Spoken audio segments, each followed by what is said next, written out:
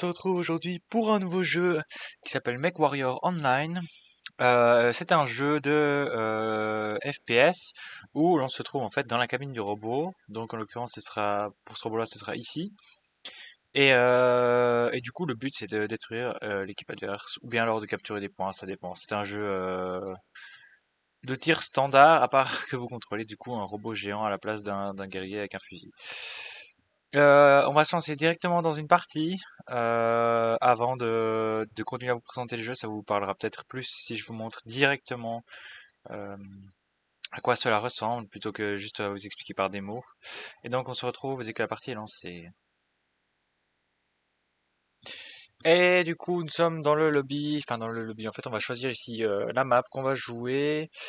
Je vous avoue, j'aime bien cette map-là avec mon mec que j'ai pris là parce que j'ai un mec qui lance des missiles.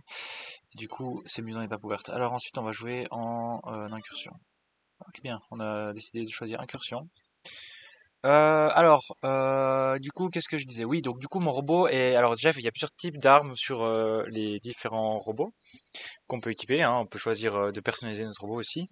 C'est-à-dire qu'il y a des armes de laser, il y a des armes avec de nos jours avec une munition solide, une munition métallique solide.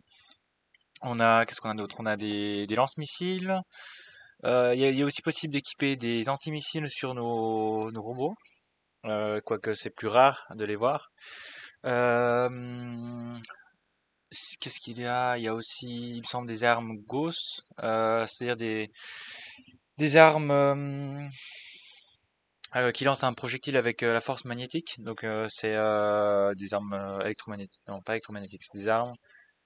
Je sais pas comment on appelle ça, mais des armes avec projection magnétique. Euh, Qu'est-ce qu'il y a d'autre? Je crois que j'ai fait un peu le tour. Après, évidemment, il y a plusieurs types dans chaque catégorie. Des types qui tirent plus ou moins loin, qui tirent des plus ou moins grosses munitions. Donc ils font des plus ou moins gros dégâts, parce qu'il faut savoir qu'il y a aussi plusieurs classes de robots dans le jeu. C'est-à-dire que c'est pas possible d'avoir une énorme arme équipée sur un robot de type léger, hein. Et inversement, ça fait peu de sens d'équiper un robot de type lourd avec une arme qui reste sur un robot de type léger. Pourquoi? Parce qu'à portée est moindre, les dégâts sont moindres, et évidemment il y a aussi un manque de place après sur l'arme. Vous pouvez pas non plus poser 5000 armes sur un robot, et voilà. Donc c'est vraiment juste... Ah ben là, vous voyez, on lance notre robot, on est dans le cockpit. On est dans le cockpit, et puis du coup, là on va être Good luck, dropé, je everyone. pense. Voilà, il y a des alliés qui nous parlent dans le chat, enfin dans le vocal. Voilà. Alors je vais juste sortir un peu à vue mon robot, voilà. Donc là on est en vue externe. Tac tac tac. Et donc vous voyez là, nous on a un robot plutôt lourd, ça c'est un robot plutôt léger. Caliban? Really? Halloween Town? Okay.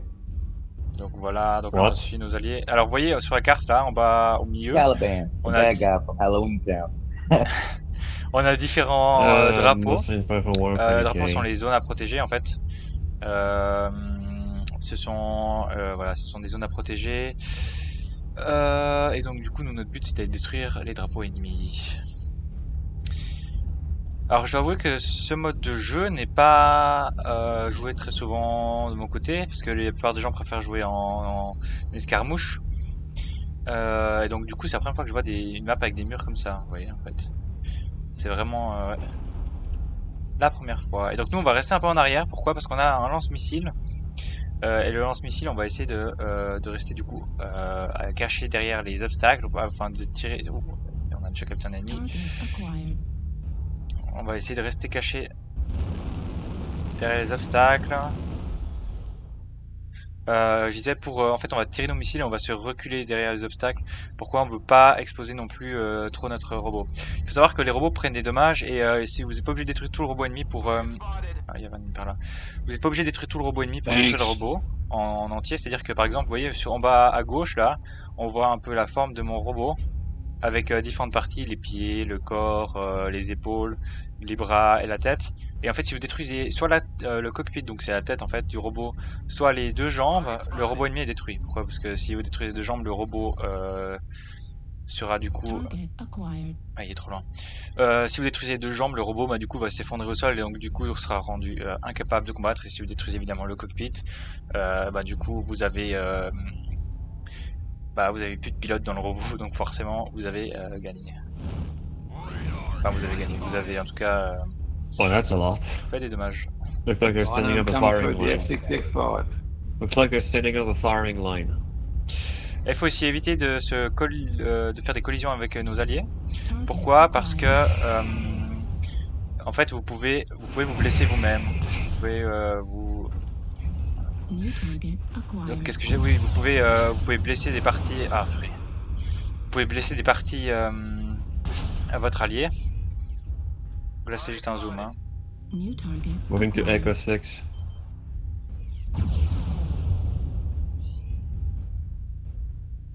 Ah, je vois plus tellement d'ennemis là. On va essayer de s'avancer un peu, voir si on voit des ennemis qui s'exploseraient. Donc ça c'est un zoom, hein. Ça c'est un truc qu'il faut... Ouh, c'est un truc qu'il faut installer aussi. Donc on va le tirer dessus, tac tac. Et vous voyez en haut à droite, on voit les dommages que l'ennemi a pris, que l'ennemi a reçu. Donc on peut voir que son torse est plutôt... On peut voir que l'ennemi a le torse plutôt endommagé. We got a Sleipnir Cyclops at Foxtrot 6.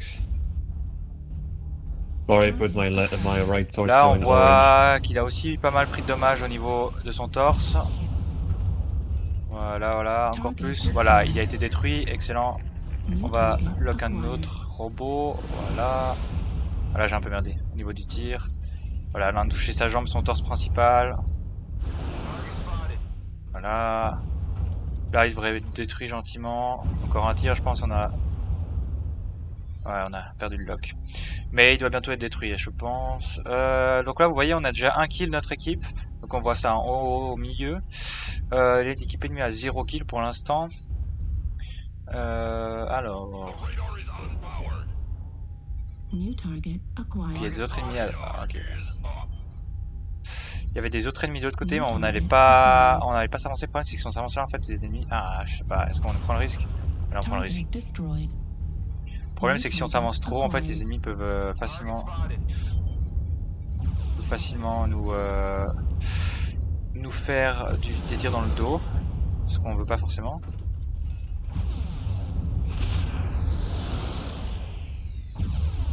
Là on tire sur l'ennemi hein, alors qu'on est largement hors de portée de ses tirs. Vous voyez, il y a même derrière une colline. Donc nos tirs partent largement en l'air, on les fait très très mal. Donc là il devrait gentiment détruire. Ah merde, on a tiré dans la... Je sais pas si vous avez vu. On a tiré sur la colline. Donc là il devrait être détruit. Ça c'est un robot léger donc il devrait pas prendre beaucoup de dommages en plus là. Voilà, il a été détruit. Et c'est aussi très réaliste. Vous voyez à droite on a le nombre de munitions qu'on a disponibles. Donc là vous voyez notre ennemi robot a déjà une jambe de détruite, il ne reste plus qu'une jambe là.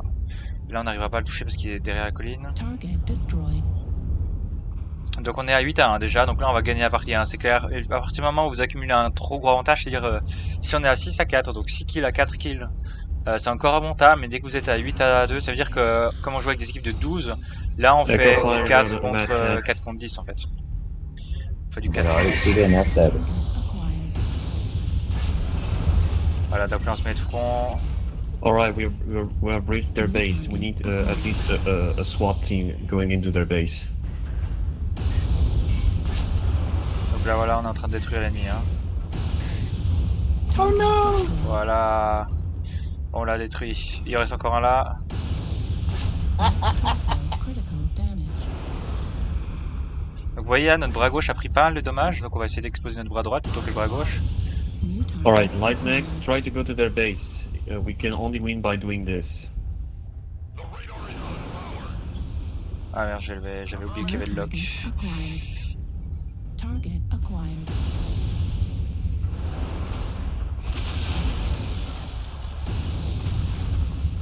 Voilà. Là, il est gentiment détruit. Allez. Voilà, on l'a détruit. Excellent. Et là, du coup, il reste plus qu'un robot ennemi. On doit détruire du coup leur base. Donc là, on va se diriger vers leur base. On peut se mettre un peu en vue extérieure. Alors, j'aime pas trop la vue extérieure, je vous avoue. Pourquoi? Parce que ça perturbe un peu, je vous avoue, au niveau des tirs et tout. On n'arrive pas vraiment à voir ce qui se passe. Just gotta damage the base people and we got it. Donc voilà, donc là j'ai pas trop communiqué avec nos alliés, ce qui normalement c'est pas une bonne chose. Donc il y a un ennemi qui est là. Bien non, c'est la base. Oui, c'est la base, j'ai rien dit.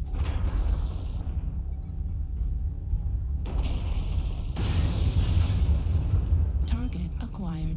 New target acquired. Voilà, on a gagné. Là, on a gagné du coup la partie Ouais. parce que tous nos ennemis étaient morts. Évidemment, on peut aussi gagner en détruisant, vous voyez, ces bases mobiles de l'ennemi qui sont les différents drapeaux.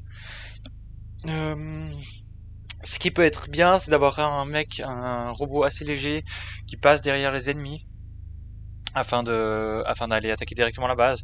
Et si l'ennemi n'a pas de robot qui réagit très très vite, vous pouvez facilement faire tomber deux ou trois bases ennemies.